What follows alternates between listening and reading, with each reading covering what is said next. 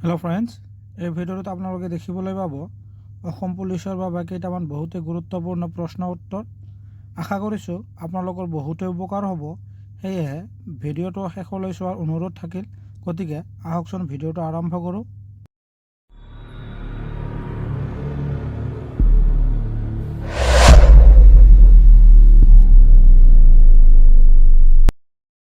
এক নম্বৰতে আছে, কোন ঠাইত ভাৰতে প্ৰথমে পাৰমাণৱিক আহিলাৰ পৰীক্ষণ কৰিছিল? তলত যিবোৰ অপশ্যন দেখিবলৈ পাইছে তাৰ ভিতৰত শুদ্ধ উত্তৰটো হ'ব অপশ্যন ডি, পোখৰাণ। ২ নম্বৰতে আছে, শ্ৰীৰামপুৰ ঠাইখনে অসমৰ সৈতে কোনখন ৰাজ্যক সংযোগ কৰিছে? তলত যিবোৰ অপশ্যন দেখিবলৈ পাইছে তাৰ ভিতৰত শুদ্ধ উত্তৰটো হ'ব অপশ্যন ডি, পশ্চিমবংগ। ৩ নম্বৰতে আছে, নিম্নলিখিত কোন ঠাইত সাগৰীয় বন্দৰ আছে?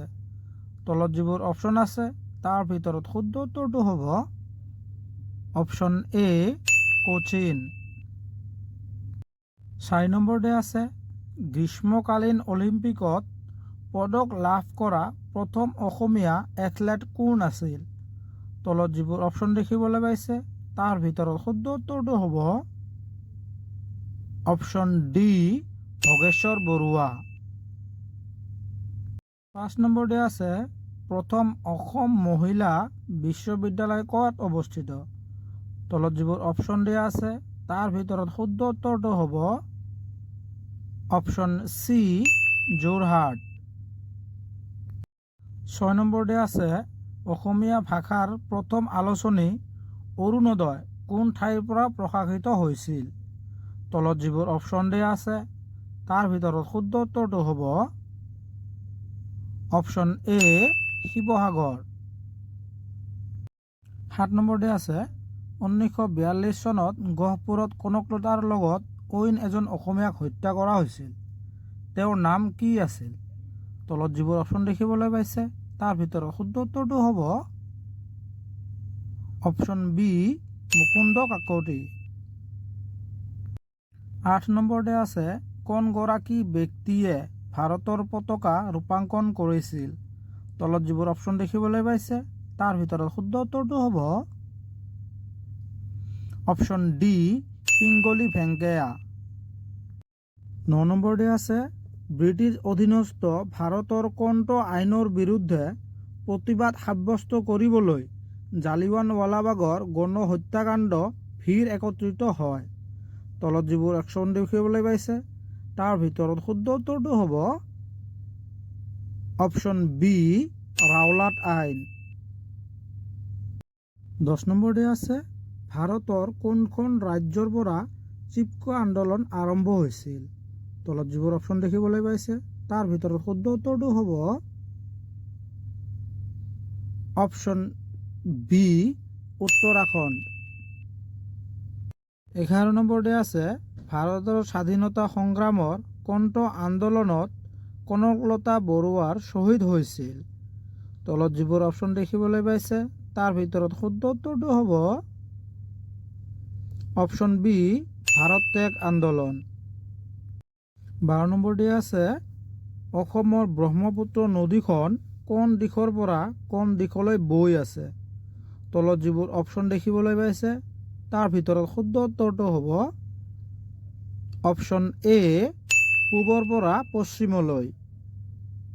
১৩ নম্বৰতে আছে, অসম চৰকাৰৰ ভূমি ৰাজহ সম্পৰ্কীয় সেৱাসমূহৰ সুশৃংখলিতকৰণৰ আঁচনিখনক কি নামেৰে জনা যায়? তলত যিবোৰ অপশ্যন দেখিবলৈ পাইছে তাৰ ভিতৰত শুদ্ধ উত্তৰটো হ'ব অপশ্যন বি, বসুন্ধৰা। ১৪ নম্বৰতে আছে, ভাৰতৰ কেইখন ৰাজ্য অসমৰ সীমাই স্পৰ্শ কৰে? তলত যিবোৰ অপশ্যন দেখিবলৈ পাইছে তাৰ ভিতৰত শুদ্ধ উত্তৰটো হ'ব অপশ্যন এ, ৭খন। ১৫ নম্বৰতে আছে, যোৰহাটত অৱস্থিত চাহ গৱেষণা কেন্দ্ৰটোৰ নাম কি? তলত যিবোৰ অপশ্যন দেখিবলৈ পাইছে তাৰ ভিতৰত শুদ্ধ উত্তৰটো হ'ব অপশ্যন ডি, টকলাই। 16 নম্বৰতে আছে নিম্নলিখিত নদীসমূহৰ কোনখন নদী বৰাক উপত্যকাত অৱস্থিত। ইয়াৰ শুদ্ধ উত্তৰটো আপোনালোকে কমেণ্ট কৰি জনাব।